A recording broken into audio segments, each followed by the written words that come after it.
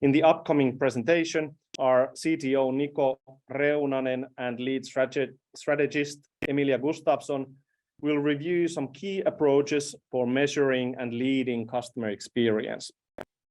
Profitable and growing business always starts from the customers, even in hard economic times. The key question is, are you doing the correct things from your customer's perspective? Are they still willing to pay for your services and products? And when the resources are scarce, the second question is, where should you put your focus and efforts towards growing value with your customers, while stopping doing things that do not bring clear business value? Emilia's and Niko's presentation will give you tools and frameworks on how to find the right focus, how to make sure it's connected with your business targets, and to make sure that your investments in customer experience will pay off. With that introduction, I will hand it over to Emilia and Niko. Welcome. Thank you, Juha. And welcome all also from my side. I'm Emilia Gustafsson and work as a strategist and head of transformation here at Hellon. And I will start our today's session by sharing a few best practices based on the work that we have done during the past years with global companies. So key things that are good to keep in mind when you plan or design CX measurement related activities. I will start by like taking up this definition of what is customer experience measurement about. And this is probably nothing new for you. So it's the practice of measuring customer experience at all touch points along the customer journey. But what I want to point out is that it's actually also more things, not only the numbers.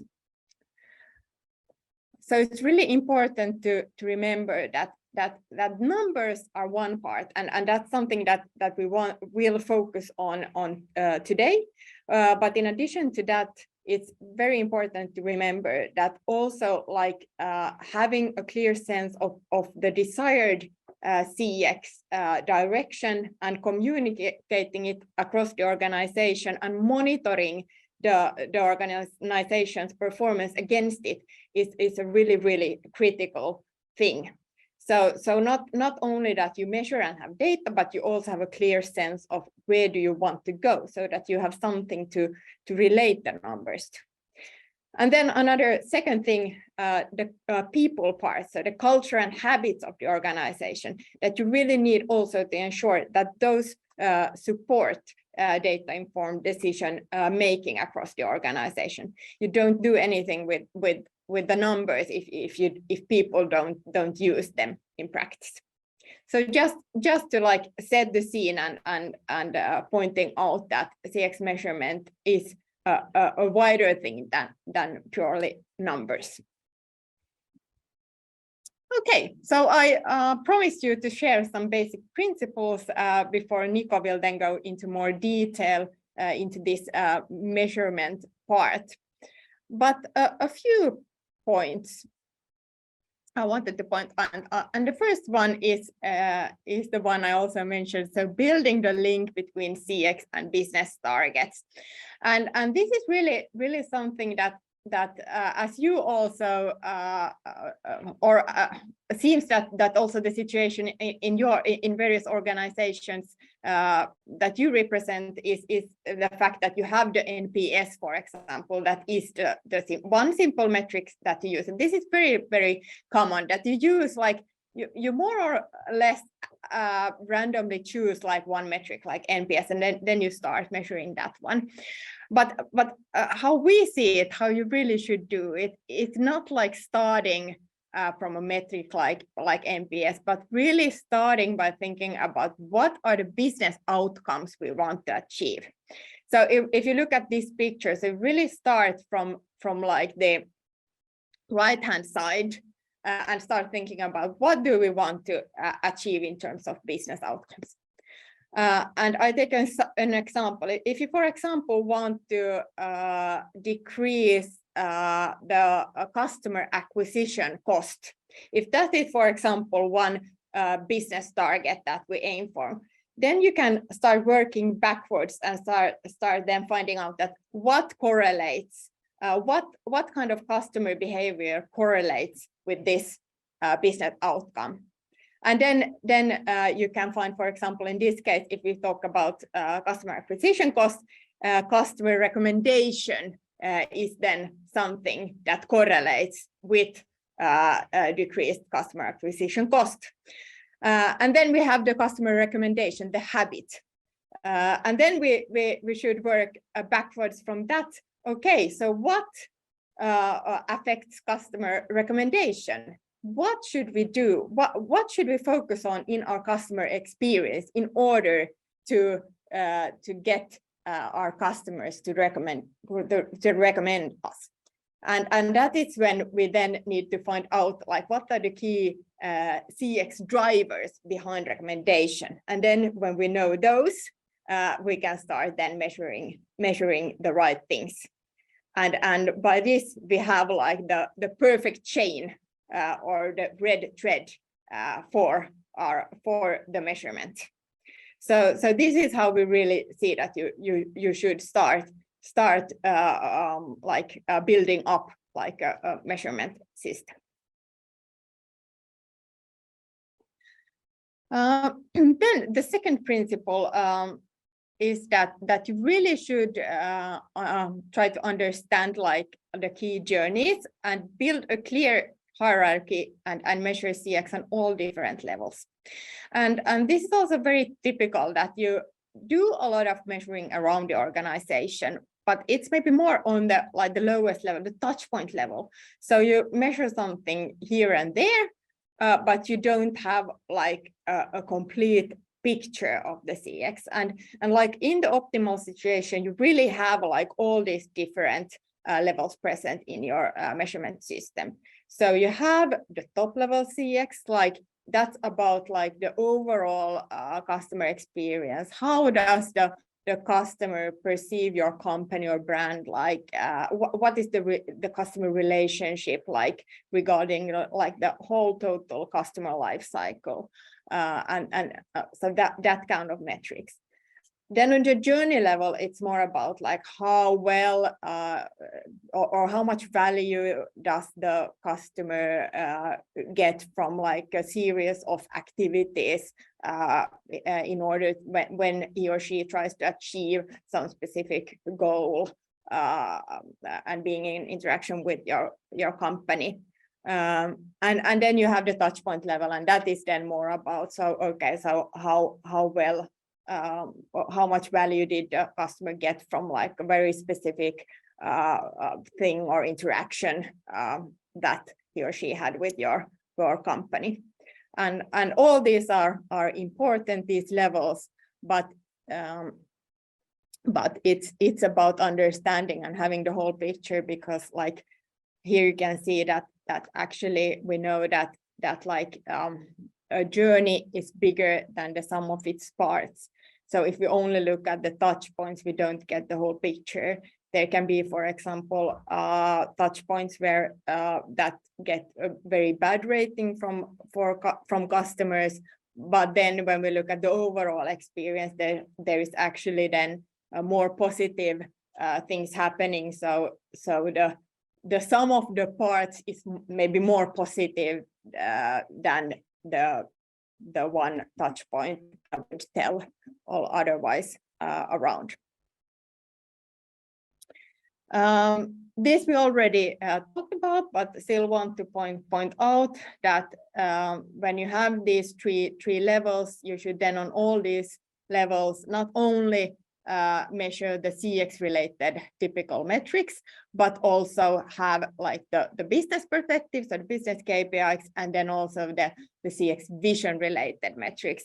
And with the vision, we mean that the target state, so that you really have like some kind of, you have an idea of what are the key drivers you should put focus on in order to provide the CX that then supports the desired behavior that results in the desired business outcome.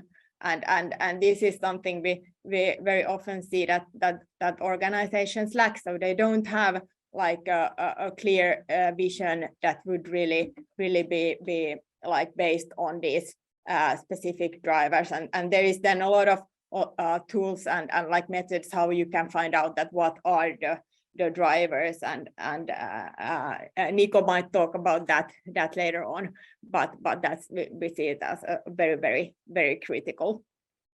So that because if you don't have the vision, you don't have any target state to evaluate like the performance against.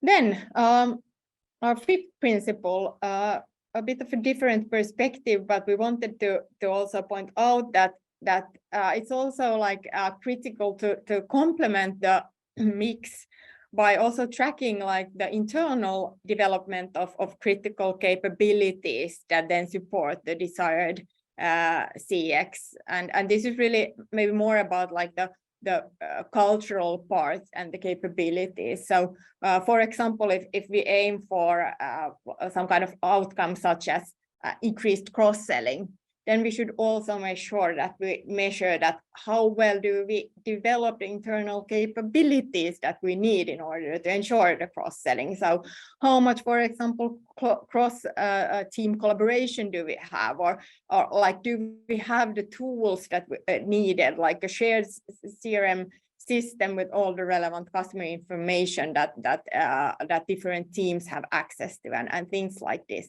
So really like not forgetting about this part and only trying to like measure the outcomes without having then keeping track on how we are internally going towards the right direction when it comes to our capabilities and culture.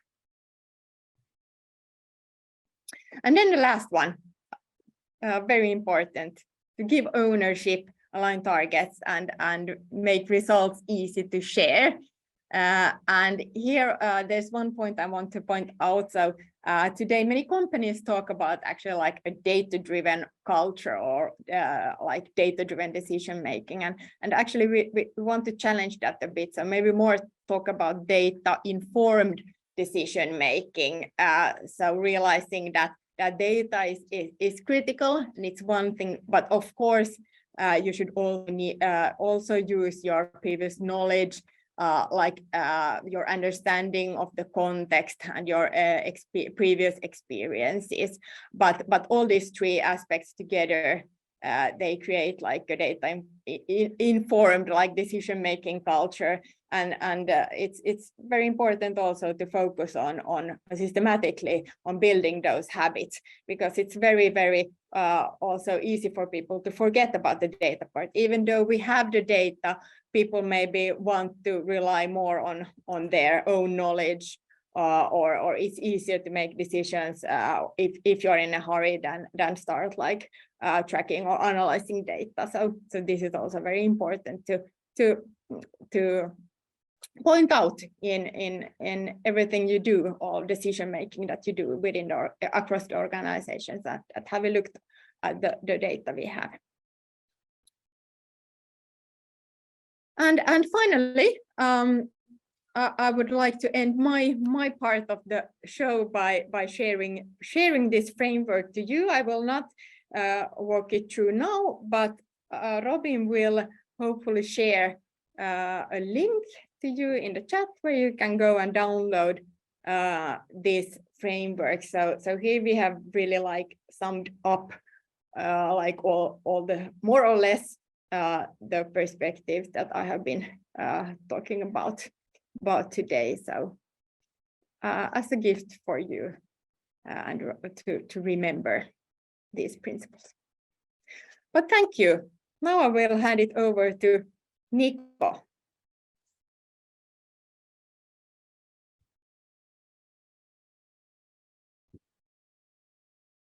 Thank you, Emilia. Very interesting. And yeah, let's continue. So My name is Niko Reunanen and I currently work at CTO at Hellon. And my background is in computer science, applied mathematics, business, and now maybe even design. And my scope today will be more about how to implement the system, what to take into account when you actually start measuring for real. And we are not going to go into like deep details, but we are going to go through the based on our experience, like these absolute fundamentals that you have to have in place to make it work. Because here, the what will make it work or what will break it, it's about the details. It's not about the big picture anymore, but it's about the details now. So, and like the title says, what to take into account when measuring and analyzing CX. So let's go. Measuring in general has two steps, or at least has these two steps. You measure, then you analyze it. Very roughly two steps, probably nothing surprising here, but the whole pipeline has to work. If you measure, or if your measurements are not good, then no analysis will help. There's nothing you can do to fix bad measurements during the analysis phases and any other downstream tasks after that. So let's first talk a bit about measuring. No need to be afraid of it. There's nothing exotic or magic about it. It's actually very natural part of humans and experience, because humans count pretty much anything. You have some kind of feeling. How good feeling is it? Then when you know the level of something, then you can figure out how to kind of what you need to even improve, what you need to increase. But if you don't count something, then you cannot define its level. Like you can't define hot if you don't have cold. And measurements can be divided roughly into two categories. We have factors and key performance indicators. We are a bit heavy on abbreviation here to save space, but CX, customer experience, KPA, key performance indicators. All these measurements also have three qualities: relevance, concreteness, and the source where they come from. And let's talk about factors first. They are something that describe your service or your product, the human interaction with it, the feeling, the perceived kind of success. For example, if you provide service, that how like snappy the perceived snappiness, how quick the service is. Is it like handy? Or it might be, it also might be something more abstract, maybe perceived price-quality ratio. But definitely something that's tied to a customer journey at some point. Then it's concrete. It's something that can be improved, developed, or invested. For example, if you organize events, then weather might have a huge impact on the generic feeling. But of course, you can't do anything about that. So it doesn't make sense. It doesn't really make sense to measure it, at least as something to develop. Then the source. We really success that you measure something for developing customer experience. You measure something that's subjective, that is a perceived feeling, not transactional, but perceived. If you are measuring waiting times, do not measure them from the CRM or the customer relation, like management systems or some kind of transactional queuing systems. Measure how people perceive the waiting, because 5 minutes of waiting is completely different experience for person A and person B. For person A, it's probably very quick. For person B, who has also already some trouble with her or his life, it might be actually very long waiting time. All right. And then KPIs, these key performance indicators. They are like, they measure the level of the customer experience, the perceived value of using your products or services. It is the middle level from Emilia's three-layer framework. It is the health of the customer experience, but they need to be relevant also, that they are tied to your business targets and goals. Like Emilia said, you have to have a correlation with business success and this middle layer key performance indicator. If you measure, say, Net Promoter Score, NPS, but it has nothing to do with increasing your revenue, then it's a bit useless, or maybe even more useless in that sense. You also need to calibrate the KPIs that having success in some KPI has success in your business target. So it's relevant. It must be concrete, it must be measurable, or that you can calculate it. A good example is customer lifetime value. It's a relevant KPI, maybe, yes, but it's quite challenging to calculate, quite often is. But customer satisfaction is something much more direct, and people can give their opinions right away. Also, the source for KPIs, they can be actually transactional too, because 5-minute waiting time as KPI might be actually completely transactional. Or maybe even better example, like using your services again.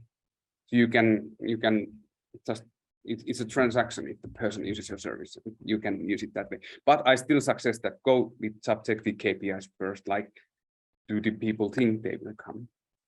And then in the middle, we have that they need to be connected. KPIs and factors are completely useless by themselves. It's not very interesting. But what is interesting is that how do you increase the KPIs through these factors so that these factors finally increase your business targets? And in the middle, we have already a spoiler that this connect, a bit of spoiler, but you need to analyze them. And that's what we look later. And if you have more questions, we can at the end have the question answer session. Here, a few more based on our experiences, a few more notes is that please collect these factors and KPIs at the same time if possible. Not that you get one factor one time and one second factor 2 months later. No, try to encapsulate one moment where you kind of freeze the customer's brain, the state inside the head, because that's, at least based on our experience, the most accurate source of information. They are passive opinions and feelings. It's repetition here, but it's very, very important. So let's say it again. Also, it's important that these are connected to one person, one identity, these measurements. It doesn't mean that you have to know the person's email or name. No, just that there's some random unidentifiable identifier that says that these all values measurements come from the same identity. So you can actually connect them with person. If this is missing, then no analysis will help. Even if you have 10 years worth of measurements, but you can't connect them, then it's 10 years of a bit like useless data, because you cannot analyze if the measurement is not good. And that the factors are actionable. Again, repetition, but very, very, very important. And summary, do's and don'ts. So do connect your data to individuals and connect so that your measurements are also about your customer experience, they're relevant. And that factors are subjective, feeling, perceived opinions. So you don't have this kind of problem that that person A says 5 minutes is long time, person B says 5 minutes is short time, but they both give same MPS, then what can you do? Like it's a fundamentally impossible situation for analysis. And do not collect just unstructured data in the data lake without a plan. Have some kind of idea. Make sure that you check those check out that you have the previously presented topics in order. And because otherwise, again, it's going to be useless. It's not something that you can fix later. No, have a plan. Even a small number of data and measurements is good with a plan. It's probably infinitely more better than a lot of useless data. And do make sure that your KPIs are related to business success. So if MPS, for example, doesn't increase your revenue, then it doesn't even matter if you increase your MPS. So don't rely on MPS as a proxy only as the CX health and your business health, but actually calibrate and analyze the KPIs themselves too. And then the second part, analysis. So the numbers are not enough. So analysis is the mapping from measurements to knowledge. Measurements are like tendency to purchase again, perceived product quality, open fit. They might be these factors. But analysis is higher level of information, abstraction, like it's more refined. Knowledge is answers to questions. How much does the purchase or repurchase tendency increase when perceived quality, product quality increases? Actual answers to questions. And again here, please have at least a short plan how you are going to transform these measurements into knowledge and use that knowledge to increase the key performance indicators, which then again will increase your business targets. Here is a short example. Let's go through quickly. This, let's say that you are looking at the dashboard and you have the MPS and cleanliness and snappiness there on weekly basis, feedback from your customers. Looks like this dead man's pulse. But it's not surprising from statistics point of view at all, because mean value statistics, they destroy, they compress information. 1,000 numbers become only one. And that's why mean values won't change much between the weeks. As a rational human being, what you can do, well, you will just look at, okay, our cleanliness went down, so our MPS went down. Only thing you can do. But it is actually this kind of mean value correlation is from analysis method. We have also noticed that it systematically provides non-optimal conclusions about the data. So please also write down how you are going to transfer or map measurements into knowledge. Here's a second example. These all pictures here, they all have the same statistics. These are, how many we have here? 13 different data sets, but they have all same statistics and will all look identical on the dashboard. But when you actually look at the distribution, they are completely different. These all represent different situations for your business and need different reactions. So please interpret the numbers. And this is why human is always needed. And that's why also qualitative understanding and methods are, it's still required, but I will even say always required. So do not forget the qualitative methods alongside with the quantitative methods.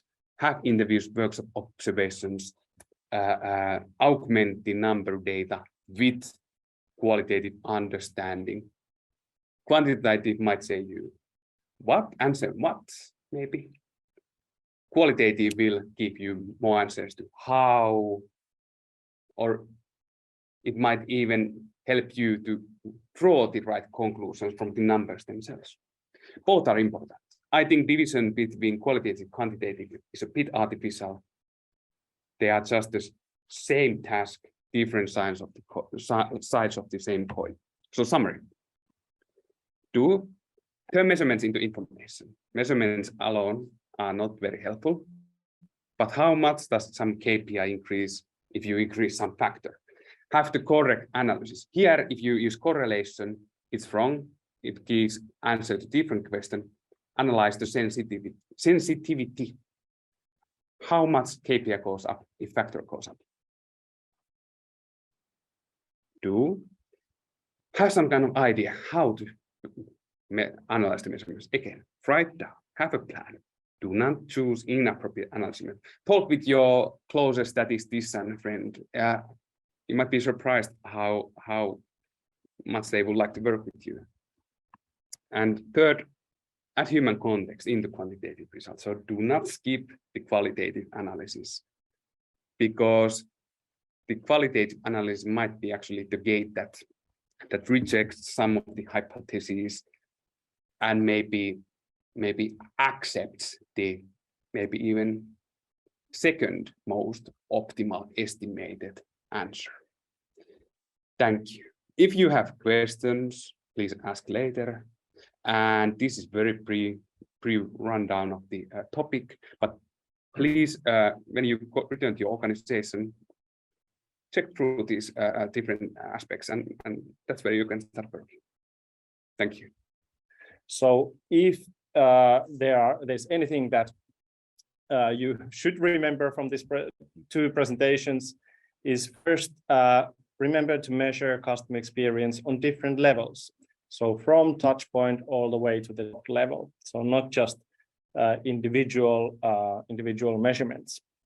The other main point is collect customer experience factors and connect them with business-related KPIs with a plan, so that you're not only measuring the experience, which is nice to have a good experience, but you also understand how that relates to your business targets. And the third question is that the numbers need also qualitative data and interpretation to be useful, so that just by following numbers on a chart won't get you very far, but you actually need to understand the meanings behind those numbers. So with that, I'll invite Emilia and Niko over here. Thank you, Niko and Emilia, for excellent presentations. And we have one more thing to share with you before we wrap up. In our last years, we have developed a lot of different kind of channels to communicate with our community and our clients and the wider world. And we have had these Dare to Shares, we send emails, we host discussions, we even had a podcast for a while. And what we wanted to do is we want to put all these different ways of interacting under one umbrella, so that people can more easily find them. And we have now finally managed to do that. So let us introduce to you Momentum. This is an opinion platform for sharing ideas, innovations, and expertise by the Hellon ecosystem. You can see there are also logos of Hellon, and there's another logo called Grand. This is our sibling company who focus on digital innovation, and there's plenty of space next to them, so you might see some news in the future. Under this Momentum, we have different ways of keeping you updated. So we have Momentum News, which is a newsletter sharing the latest development in our ecosystem, and the Momentum Talks.